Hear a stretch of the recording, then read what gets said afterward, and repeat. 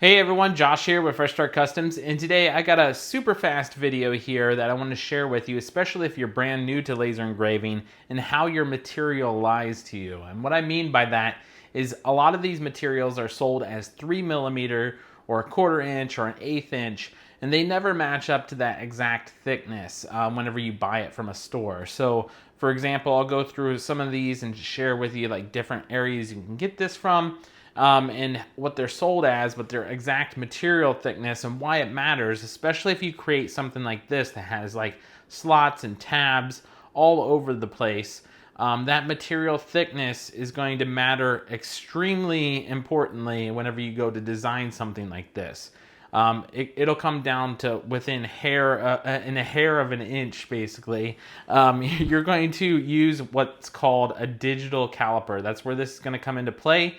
This is going to tell you the accurate measurement of the thickness of your material.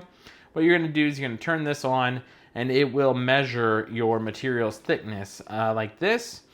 So this material right here is from Creator Ally, and what you're going to do is you're going to measure this, and I'm going to switch it over to millimeters because this is sold as 3mm material. And as you can see, it's reading 2.71 or millimeters here. So it's a lot thinner than the 3mm that it's sold as. The closest thing I could find is this stuff from Amazon here that's sold as 3mm. This one's pretty close, actually.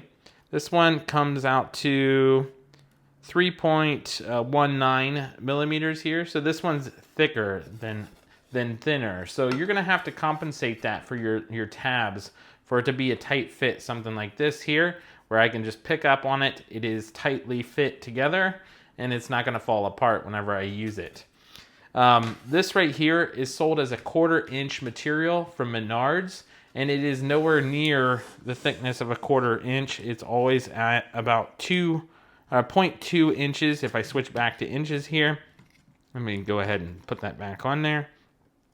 So it's really close to about 0.2 inches if I hold it right there. So 0.2, 0.3, 0.4, depending on which area you get of the board, it will be different, and you will have to compensate for that.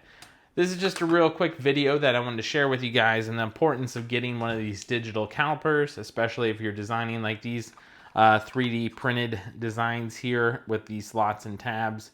Super important. If you guys have any questions, let me know down in the comments below, and we'll catch you guys in the next one.